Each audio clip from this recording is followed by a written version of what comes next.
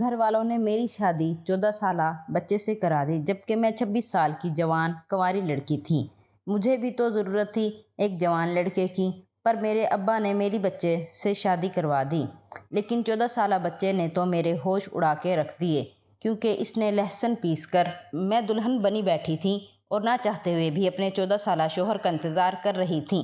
میرے دل میں کوئی ارمان نہ تھے، بلکہ مجھے تو اپنے باپ پر شدید غصہ آ رہا تھا، جس نے اپنی بیماری کی وجہ سے میری شادی یہ سوچ کر ایک 14 سالہ بچے سے کروا دی تھی کہ کم سے کم میں ابا کے مرنے سے پہلے اپنے گھر کی ہو جاؤں گی۔ لیکن پتہ نہیں کیوں میرے باپ نے ایک دفعہ بھی میرے جذبات کے بارے میں نہ سوچا تھا۔ ایک 14 سال کا بچہ مجھ جیسی 26 سال نوجوان لڑکی کو کیسے خوشی دے سکتا تھا؟ میں جوان تھی اور خوبصورت تھی۔ بہت سے لڑکے تھے جو مجھ سے شادی کے خواہش مند تھے، لیکن میرے باپ نے یہ 14 سالہ بچے کو میرے لیے چن کر میری زندگی برباد کر دی تھی۔ نہ ہی ابا نے میرے جذبات کی پرواہ کی تھی اور نہ ہی میری خواہشات کا کوئی خیال رکھا تھا۔ یہی سوچ سوچ کر میرا سر پھٹ رہا تھا کہ میں اس بے جوڑ رشتے کے ساتھ ساری زندگی کیسے گزاروں گی۔ میرے پاس تو واپسی کا بھی کوئی راستہ نہیں تھا۔ ابا مجھے رخصت کر کے خود تو مطمئن ہو گیا تھا، لیکن مجھے ایک ایسی جلتی ہوئی آگ میں جھونک گیا تھا جس میں شاید میں ساری زندگی ہی جلنے والی تھی۔ ساری رات آنسوؤں کی نظر ہو رہی تھی اور میں بے بس اور لاچار ہو کر بیٹھی ہوئی تھی۔ میں اپنی ہی سوچوں میں گم تھی کہ کمرے کا دروازہ کھلا۔ مجھے لگا تھا کہ میرا شوہر آیا ہوگا، لیکن ایک 20 سال کی لڑکی میرے پاس چلی آئی۔ میں اپنے سسرال میں کسی کو بھی نہیں جانتی، اس لیے اس بات سے بھی انجان تھی کہ یہ لڑکی کون ہے۔ اس کی نظریں میرے وجود پر جمی ہوئی تھیں۔ وہ میرے سامنے ہی بیٹھ گئی اور میرے ہاتھوں کو اپنے ہاتھوں میں تھام کر کہنے لگی، تم کتنی خوبصورت ہو مریم، تمہارے ہاتھ پاؤں کتنے نرم و نازک ہیں۔ تمہیں تو کوئی بھی شہزادہ مل سکتا تھا، لیکن تمہارے باپ نے تمہیں میرے 14 سالہ بھائی کے ساتھ رخصت کر کے تم پر بہت بڑا ظلم ڈھایا ہے۔ اس لڑکی کی باتیں سن کر مجھے اندازہ ہو گیا تھا کہ وہ میری نند ہے۔ روایتی نندوں والا کردار ادا نہیں کر رہی تھی، بلکہ اس کے ہر انداز میں میرے لیے محبت تھی۔ اس کی باتوں نے میری آنکھوں کے ہوش نم کر دیے اور میں نے بنا کچھ کہے چند آنسو بہا کر بے مول کر دیے۔ اس لڑکی نے جلدی سے میرے آنسو پونچھے اور کہنے لگی، رونے کی کوئی بات نہیں ہے مریم، میں تمہارے ساتھ ہوں۔ میرا بھائی برا نہیں ہے، وہ بھی تمہارا خیال رکھے گا، بس وہ ابھی بچہ ہے، اور میرے باپ نے تمہارے ابا کی دوستی کی خاطر تم دونوں کو رشتے میں باندھ دیا ہے۔ تم کچھ وقت اس کے ساتھ اس رشتے کو سنبھالو، پھر ہم کچھ سوچیں گے اور میں تمہیں اس بے جوڑ رشتے سے آزادی دلوا دوں گی۔ اس لڑکی کی باتیں سن کر مجھے جینے کی نئی امید مل گئی تھی۔ میں سوچ رہی تھی کہ میں تنہا نہیں ہوں۔ واقعی اگر مجھے اس رشتے سے آزادی مل جاتی تو میں اپنی مرضی سے اپنی زندگی گزار سکتی تھی۔ مجھے اپنے ابا سے کوئی امید نہ تھی۔ میں نے سوچ لیا تھا کہ میں پلٹ کر ان کی طرف نہیں دیکھوں گی۔ وہ مجھے تسلی دے کر نکلی تو ایک 14 سالہ بچہ کمرے میں چلا آیا اور پہلی نظر میں ہی میں جان گئی کہ یہی میرا شوہر ہے۔ میں اسے دیکھ کر ہکا بکا رہ گئی تھی۔ اگر میرا بھائی ہوتا تو شاید وہ بالکل اس جیسا ہوتا۔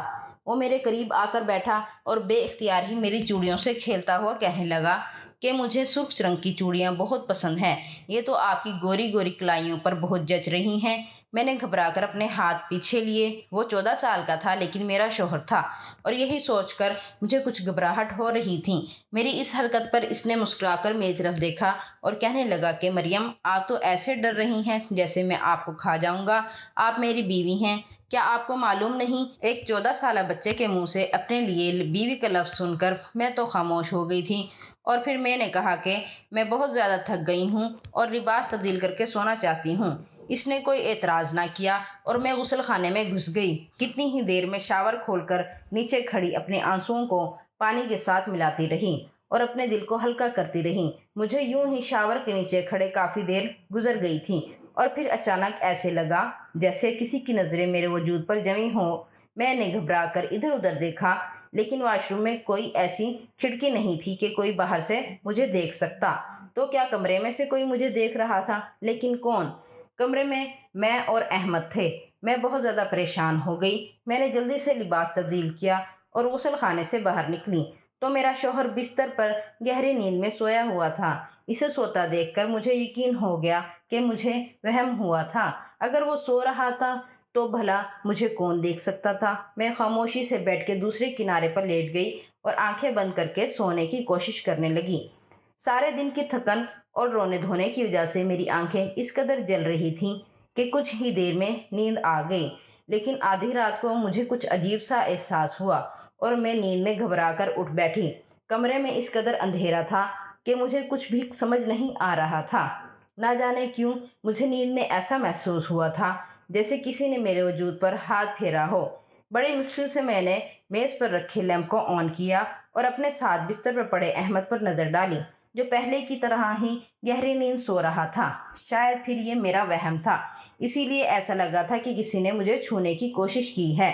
یہی سوچ کر میں نے دوبارہ لیمپ بند کیا اور سو گئی، لیکن صبح جب میری آنکھ کھلی تو میرا حلیہ کچھ نامناسب تھا اور ایسا لگ رہا تھا جیسے رات کسی نے میرے ساتھ چھیڑ چھاڑ کی ہو۔ میرا لباس بھی قدرے ڈھلکا ہوا تھا، مگر احمد گہری نیند میں تھا۔ میں نے پریشانی کے عالم میں یہاں وہاں نظر ڈالی، سب کچھ ٹھیک ٹھاک تھا، یا مجھے بار بار وہم ہو رہا تھا، یا پھر بات کچھ اور تھی، یا پھر سے پریشانی نے مجھے آ گھیرا تھا۔ میں تھوڑی ہی دیر میں فریش ہو کر کمرے سے باہر نکلی تو سامنے ہی میز پر احمد کے ابا یعنی میرے سسر بیٹھے ہوئے تھے۔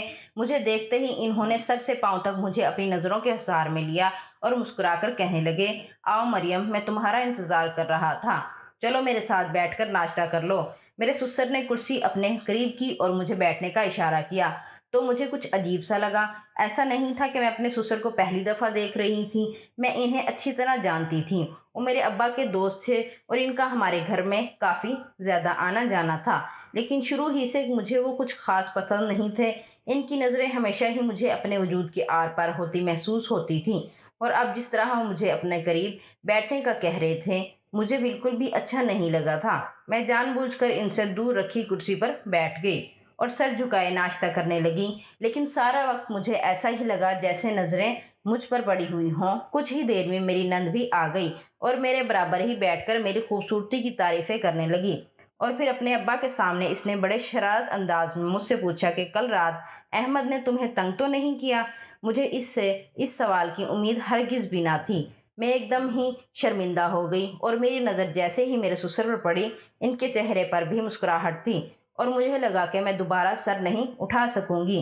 میری نند نے فوراً بات بدلی اور کہنے لگی، میرے کہنے کا مقصد یہ تھا کہ احمد بہت زیادہ ہی شرارتی ہے اور وہ رات کو اتنی آسانی سے سوتا بھی نہیں ہے۔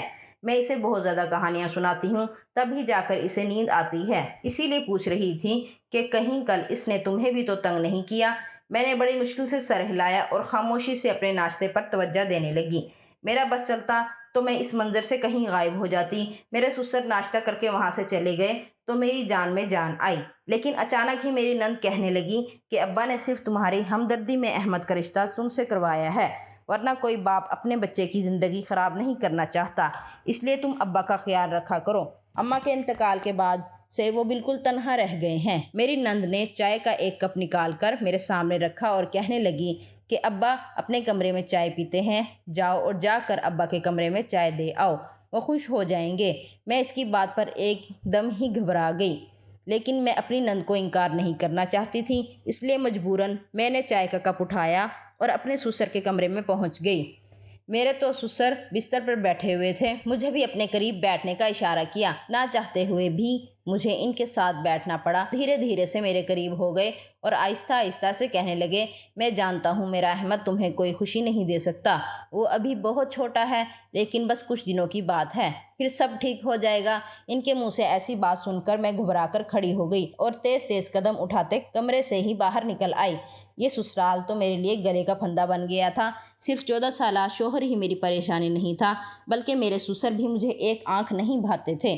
میں سیدھا اپنے کمرے میں چلی آئی۔ احمد جاگ چکا تھا، مجھے دیکھتے ہی بھاگ کر آیا اور میرے گلے سے لگ گیا۔ مریم، آپ کہاں چلی گئی تھیں؟ میں نے آپ کو کمرے میں نہیں پایا تو بہت زیادہ گھبرا گیا تھا۔ احمد کی یہ قربت مجھے بکھلا رہی تھی۔ اس کی عمر بھلے ہی کم تھی، لیکن وہ میرا مجازی خدا تھا۔ فطری طور پر اس کی قربت پاتے ہی میرا دل اس کی جانب ہونے لگا تھا اور میں نے بڑی مشکل سے اپنے جذبات پر قابو پایا تھا۔ وہ مجھے چھوڑ کر پیچھے ہٹا تو میں نے غصے سے اسے دیکھا اور کہا کہ آئندہ میرے قریب نہ آنا، مجھے اچھا نہیں لگتا۔ میری اس بات پر اس کے چہرے کا رنگ بدل گیا اور اس سے پہلے وہ کچھ کہتا میری نند چلی آئی اور احمد پر غصہ کرنے لگی کہ وہ اتنی دیر سے کیوں اٹھا ہے، اس کے امتحان قریب ہیں، اسے پڑھائی پر توجہ دینی چاہیے۔ وہ ڈانٹ ڈپٹ کرتی احمد کو اپنے ساتھ لے گئی۔ میرا سارا دن مستقبل کی سوچوں کی فکر میں ہی گزر گیا۔ میری بھوک پیاس سب ٹوٹ چکی تھی۔ رات کے وقت میری نند دودھ کا گلاس اٹھائے میرے کمرے میں چلی آئی اور کہنے لگی کہ بھابھی آپ نے سارا دن کچھ نہیں کھایا، اب کم سے کم دودھ پی کر سوئیے گا۔ اس کی بات سن کر مجھے اپنی نند پر پیار آ گیا۔ وہ عمر میں مجھ سے چھوٹی تھی لیکن اس کے باوجود میرا بہت خیال کر رہی تھیں۔ میں نے اس کے ہاتھ سے دودھ کا گلاس لیا اور اس کی خوشی کی خاطر دودھ پی لیا۔ احمد بھی کمرے میں آ گیا تھا۔ اس نے بھی ایک گلاس دودھ پیا اور سونے کے لیے لیٹ گیا۔ ایسا لگ رہا تھا جیسے وہ مجھ سے ناراض ہو۔ اس نے ایک نظر بھی میری طرف نہیں دیکھا تھا۔ میں بھی سکون سے سونے کے لیے لیٹ گئی اور پھر جب اگلی صبح میری آنکھ کھلی تو بستر کی چادر نیچے پڑی ہوئی تھی۔ احمد بستر پر کہیں نہیں تھا اور میری حالت کافی غیر ہو رہی تھی۔ میں رات کو صحیح لباس پہنے ہوئی تھی لیکن اس وقت میرا لباس کندھے پر سے پھٹا ہوا تھا جیسے کسی نے زور آزمائی کی ہو۔ میں نے پریشانی کے عالم میں احمد کو دیکھا تو وہ بیڈ سے نیچے پڑا ہوا تھا، شاید نیند کے عالم میں نیچے گر گیا تھا، لیکن پھر بستر کی ایسی حالت کس نے کی تھی اور میرا لباس کیسے چاک ہوا تھا؟ مجھے کچھ بھی سمجھ نہیں آ رہا تھا۔ میں نے جلدی سے اٹھ کر اپنا لباس تبدیل کیا اور بستر کی حالت بہتر کر کے احمد کو ہلایا تو وہ گہری نیند میں سے بامشکل آنکھ کھول کر مجھے دیکھنے لگا۔ میں نے اسے بستر پر واپس کیا اور پھر خود بھی بستر پر ہی بیٹھ گئی۔ میں دونوں ہاتھوں کی انگلیاں آپس میں الجھائی پریشانی کے عالم میں بیٹھی ہوئی تھی۔ یہ سب کیا ہو رہا تھا؟ احمد ایک 14 سالہ بچہ تھا اور مجھے یقین تھا وہ میرے ساتھ کوئی ایسی ویسی حرکت نہیں کر سکتا، لیکن اگر احمد نے میرے ساتھ کچھ غلط نہیں کیا تھا تو پھر یہ سب کیسے ہو رہا تھا؟ کافی دیر اسی طرح اپنی سوچوں میں الجھنے کے بعد میں کمرے سے باہر نکلی تو مجھے ایسا محسوس ہوا جیسے کوئی میرے دروازے کے ساتھ لگ کر کھڑا تھا اور میرے دروازہ کھولتے ہی چھپ گیا۔ میں نے ایک سائے کو تیزی سے دور ہوتے ہوئے دیکھا تھا اور اس بات نے میرے شک کو یقین میں بدل دیا تھا۔ یہ سوچ کر میرے قدموں تلے سے زمین نکل گئی تھی۔ اس گھر میں احمد کے علاوہ اگر کوئی مرد تھا تو وہ میرا سسر تھا اور میں سوچ بھی نہیں سکتی تھی کہ کوئی باپ اپنے بیٹے کی بیوی کے ساتھ کوئی غلط حرکت کر سکتا ہے۔ میں اپنے ہی شوہر کے گھر میں خود کو غیر محفوظ تصور کر رہی تھی۔ واش روم سے نکل کر نند میرے پاس آئی اور میرے چہرے کے اڑے ہوئے رنگ دیکھ کر کہنے لگی، بھابھی سب خیریت تو ہے؟ کیا ہوا ہے؟ آپ کیوں پریشان کھڑی ہیں؟ میں نے ڈرتے ڈرتے اس کو بتایا کہ مجھے ایسا لگ رہا تھا جیسے کوئی میرے دروازے کے ساتھ کھڑا ہوا یا پھر اندر جھانکنے کی کوشش کر رہا ہو۔ میری بات سن کر وہ حیران ہوئی اور کہنے لگی کہ ابا تو صبح سے ڈاکٹر کی طرف گئے ہوئے ہیں اور احمد آپ کے کمرے میں ہیں، میں کھانا تیار کر رہی ہوں، آپ کو یقیناً کوئی وہم ہوا ہے۔ میں نے اس کو یقین دلانے کی کوشش کی، میں نے خود کوئی سایہ دیکھا تھا، لیکن اس کو میری بات پر یقین نہ آیا۔ وہ یہی کہہ رہی تھی کہ گھر میں اس کے علاوہ اس وقت اور کوئی نہیں۔ احمد کو امتحانات سے ایک ہفتہ پہلے ہی اسکول سے چھٹیاں ملی تھیں اور آج اس کی آخری چھٹی تھی۔ میری نند سمیرہ مجھے بتانے لگی کہ وہ پڑھائی میں بہت تنگ کرتا ہے اور اب مجھے اسے پڑھانا چاہیے۔ میں نے آہستہ آہستہ اپنی ذمہ داریاں اٹھانی شروع کی اور احمد کو بھی خود پڑھانے لگی۔ میری زیادہ تر یہی کوشش ہوتی کہ میں اپنے کمرے میں رہوں اور اپنے سسر کے ساتھ بات چیت نہ کروں۔ پتہ نہیں کیوں مجھے ان سے خوف محسوس ہو رہا تھا۔ دن تیزی سے گزرتے چلے جا رہے تھے۔ احمد کے ساتھ میری کافی اچھی دوستی ہو گئی تھی۔ وہ میرے قریب بھی آتا تو مجھے گھبراہٹ یا بے چینی نہ ہوتی۔ میں محبت سے اس کے ساتھ پیش آتی۔ وہ ایک بن ماں کا بچہ تھا اور یہی سوچ کر میں آہستہ آہستہ اس کا خیال رکھنے لگی تھی۔ شادی کے بعد چند دن بعد ہی مجھے کچھ غیر معمولی سی حرکت کا احساس ہوا تھا، لیکن اب ایسا کچھ بھی نہ تھا اور اسی لیے میں پرسکون ہو کر اپنی نئی زندگی گزار رہی تھی۔ میری نند سے میری کافی زیادہ دوستی ہو گئی تھی۔ وہ واقعی بہت اچھی اور محبت کرنے والی لڑکی تھی۔ اس نے میرا خیال رکھنے اور دل جوئی کرنے میں کوئی کسر نہ چھوڑی تھی۔ دوسری طرف احمد بھی عام بچوں جیسا نہیں تھا، بلکہ وہ مجھے اپنی عمر سے بڑا اور ذمہ دار معلوم ہوتا تھا۔ میری شادی کو یہ تیسرا مہینہ تھا۔ میری طبیعت کچھ خراب رہنے لگی تھی۔ ہر وقت چکر سے محسوس ہوتے، کچن میں جاتی تو چیزوں کی خوشبو سے جی گھبرانے لگتا، کھانا دیکھ کر طبیعت خراب ہونے لگتی۔ شروع میں مجھے لگا کہ شاید یہ سب کمزوری اور گرمی کی وجہ سے ہے، لیکن پھر ہر گزرتے دن کے ساتھ میری طبیعت نڈھال ہوتی چلی گئی اور جب میری نند نے میری طبیعت زیادہ خراب دیکھی تو زبردستی میرا ہاتھ پکڑ کر مجھے اپنے ساتھ ڈاکٹر کے پاس لے گئی۔ ڈاکٹر نے کافی سارے سوالات کرنے کے بعد الٹرا ساؤنڈ کرنے کے لیے بھیجا اور پھر جب رپورٹ آئی تو میرے سر پر آسمان گر پڑا، کیونکہ میں حاملہ ہو چکی تھی اور یہی بات میرے لیے ناقابل یقین تھی۔ میرا شوہر ایک 14 سال کا بچہ تھا جس کے ساتھ میرا کوئی تعلق نہیں تھا، تو پھر میں حاملہ کیسے ہو سکتی تھی؟ میں نے گھبرا کر ڈاکٹر سے کہا کہ یقیناً آپ کو کوئی غلط فہمی ہوئی ہے، میری بات سن کر ڈاکٹر مسکرائی اور کہنے لگی، آپ کی نئی نئی شادی ہوئی ہے نا، اسی لیے خبر سن کر آپ تھوڑی پریشان ہو گئی ہیں، لیکن پریشانی کی کوئی بات نہیں ہے، حاملہ ہونا کوئی بیماری تو نہیں ہے، یہ تو خوشی کی بات ہے۔ آپ تو خدا کا شکر ادا کریں، شادی کے تیسرے ہی مہینے اللہ نے آپ کی جھولی بھر دی، ورنہ لوگ تو سالوں سال منتیں مرادیں مانگتے ہیں اور پھر بھی اولاد جیسی نعمت سے محروم رہتے ہیں۔ ڈاکٹر نے کچھ دوائیاں لکھ کر میرے ہاتھ میں پرچہ تھمایا تو میں حیران و پریشان سے اپنی نند کے ساتھ باہر نکل آئی۔ اس کے چہرے کی ہوائیاں بھی اڑی ہوئی تھیں اور زبان کو تالا لگ گیا تھا، میری آنکھوں میں آنسو آ رہے تھے۔ میں نے غصے سے اپنی نند سے کہا کہ یہ سب کیا ہو گیا ہے، میرے اور احمد کے درمیان تو ایسا کچھ بھی نہیں تھا، پھر میں کیسے حاملہ ہو سکتی ہوں؟ میں ہرگز بھی بد کردار عورت نہیں ہوں۔ میری نند نے گہری نظر میرے وجود پر ڈالی اور بنا کچھ کہے مجھے گھر لے آئی۔ سارا راستہ وہ خاموش رہی تھی اور مجھے لگ رہا تھا کہ میں اس کی نظروں میں قصوروار ہوں۔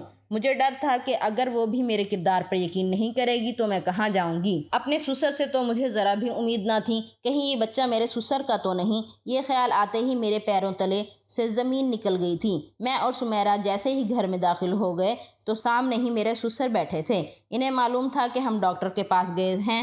مجھے دیکھتے ہی انہوں نے فوراً میری طبیعت کے بارے میں پوچھا تو میری آنکھوں سے آنسو گرنے لگے اور سمیرہ اور میں سر پکڑ کر بیٹھ گئے اور اس نے اپنے باپ کو میرے حاملہ ہونے کی خبر سنا ڈالی اور مجھے لگا کہ میں شرم کے مارے زمین میں دھنس جاؤں گی۔ یہ بچہ ان کا تھا، تب میں کسی کو منہ دکھانے کے لائق نہیں رہوں گی۔ احمد بچہ ضرور تھا لیکن اتنا چھوٹا بھی نہیں تھا کہ اسے لفظ حاملہ کا مطلب سمجھ نہ آتا۔ یہ خبر سنتے ہی میرے سسر غصے میں اٹھ کھڑے ہوئے اور نفرت سے میری طرف دیکھتے ہوئے کہنے لگے کہ میں تو تمہیں بہت نیک اور پارسا سمجھ کر اپنے گھر کی بہو بنا کر لایا تھا۔ میں نے سوچا تھا کہ تمہارے مرتے ہوئے باپ کی آخری خواہش بھی پوری ہو جائے گی اور میرے بن ماں کے بچے کو تمہارا سہارا مل جائے گا، لیکن تم نے تو ہمارے دامن پر داغ لگا دیا ہے۔ یہ کس کا بچہ ہے؟ تم نے کس کے ساتھ گناہ کیا ہے؟ اس سے پہلے کہ میں کوئی جواب دیتی، احمد بیچ میں بول اٹھا اور کہنے لگا، ابا میری بیوی ایسی نہیں ہے، آپ غلط سمجھ رہے ہیں۔ میں نے حیرت سے اس کی طرف دیکھا تھا، وہ 14 سالہ بچہ آج میری حمایت میں اپنے باپ کے سامنے کھڑا ہو گیا، جبکہ میں نے تو کبھی اسے پورے دل سے اپنا شوہر بھی نہیں مانا تھا۔ احمد کے ابا غصے میں کہنے لگے، پھر تم بتاؤ یہ بچہ کس کا ہے؟ کیا تمہارا ہے؟ ان کے سوال پر وہ خاموش ہو گیا۔ میرے سسر غصے میں یہاں سے وہاں ٹہلنے لگے اور پھر انہوں نے یہ ایک فیصلہ کیا جسے سن کر میرے سر پر آسمان گر پڑا۔ وہ احمد سے کہہ رہے تھے کہ ابھی اور اسی وقت اس بدذات لڑکی کو طلاق دو اور اس کو یہاں سے چلتا کرو، اس کے ساتھ کی گئی نیکی آج ہمارے گلے کا توپ بننے والی ہے۔ طلاق کے لفظ سنتے ہی میری چیخ نکل گئی اور پھر ایک ایسی بات ہوئی کہ میری روح کانپ گئی۔ میری نند نے بتا دیا تھا کہ یہ بچہ کس کا ہے اور اسی بات میں میرے قدموں تلے سے زمین نکل گئی تھی۔ وہ جانتی تھی کہ میں کس کے بچے کی ماں بننے والی ہوں، لیکن خوف کے مارے خاموش تھی، اور جب اسے پتا چلا کہ میری زندگی برباد ہو جائے گی تو اس نے سچ بتا دیا۔ وہ روتے ہوئے کہنے لگی کہ وہ ایک لڑکے کو پسند کرتی تھی اور وہ لڑکا چھپ چھپ کر ملنے کے لیے آیا کرتا تھا۔ سمیرہ نے اسے پورے گھر کی چابیاں دے رکھی تھیں، لیکن جب میں رخصت ہو کر یہاں آئی تو شادی والی رات اس لڑکے نے مجھے دیکھ لیا اور میری خوبصورتی سے بہت زیادہ متاثر ہوا، لیکن سمیرہ کو ہرگز بھی اندازہ نہیں تھا کہ اس کی نیت خراب ہے۔ اس لڑکے نے گھر کی چابیوں سے فائدہ اٹھا کر شادی کی رات میرے کمرے میں آ کر نہ صرف غسل خانے میں مجھے شاور لیتے دیکھا، بلکہ وہ رات کو میرے ہی کمرے میں چھپ گیا اور موقع پا کر میرے ساتھ زبردستی کرتا رہا۔ لیکن میری آنکھ کھل گئی اور اسے اندازہ ہوا کہ میں کچی نیند سوتی ہوں، اسی لیے اس نے سمیرہ کو کہا وہ ہم دونوں میاں بیوی کو نیند کی دوا دے کر سلایا کریں تاکہ انہیں ملنے میں آسانی ہو، لیکن در حقیقت وہ اس بات کا فائدہ اٹھا کر مجھے استعمال کرنا چاہتا تھا اور اس نے ایسا ہی کیا۔ سمیرہ کو کچھ ہی دنوں میں پتہ چل گیا کہ اس لڑکے نے اس کو دھوکہ دے کر مجھے استعمال کیا ہے اور اس بات پر ان دونوں کا جھگڑا ہو گیا اور وہ اس کو ہمیشہ کے لیے چھوڑ کر چلا گیا، لیکن جاتے جاتے میرے دامن میں داغ لگا گیا اور آج میں اسی کے بچے کی ماں بننے والی ہوں۔ اس نے ہاتھ جوڑ کر معافی مانگی اور اپنے باپ سے التجا کی کہ اس گناہ کی سزا مجھے نہ دی جائے۔ اپنی بیٹی کا سچ جان کر میرے سسر کی جان نکل گئی تھی۔ احمد مجھے سہارا دے کر کمرے میں لے آیا اور اس نے مجھے تسلی دی کہ وہ میرا ساتھ دے گا اور مجھے کوئی تکلیف نہیں ہونے دے گا۔ میرے سسر نے سمیرہ کو غصے میں کمرے میں بند کر دیا تھا، لیکن وہ بیچاری تو خود دھوکے کا شکار ہو رہی تھی، اس لیے میں نے نہ صرف اسے معاف کر دیا بلکہ کچھ ہی عرصے میں اپنے سسر کو بھی اس بات کے لیے مجبور کیا کہ وہ سمیرہ کو معاف کر دیں۔ احمد نے جس طرح میرا ساتھ نبھایا تھا، میں نے فیصلہ کر لیا تھا کہ میں اپنی ساری زندگی اسی کے ساتھ گزاروں گی، خدا کا کرنا ایسا ہوا تھا کہ میرا بچہ اگلے ہی مہینے میں ضائع ہو گیا تھا اور پھر میں نے احمد کے ساتھ اچھی زندگی گزارنی شروع کر دی۔ ہمارے ارد گرد سمیرہ جیسی بہت سی لڑکیاں ہیں جو کچی عمر میں جھوٹی محبت میں پھنس کر نہ صرف اپنی بلکہ اپنے گھر والوں کی زندگی بھی برباد کر دیتی ہیں۔ اس لیے ہمیں چاہیے کہ اپنی بیٹیوں کو صحیح اور غلط کا فرق سمجھائیں اور انہیں ایسے دھوکے باز لوگوں کے چنگل سے بچائیں۔ ناظرین، اگر آپ کو ہماری ویڈیو پسند آئی ہے تو لائک اور شیئر ضرور کیجیے گا اور ایسی مزید ویڈیوز دیکھنے کے لیے ہمارے چینل کو سبسکرائب کریں۔ فرینڈز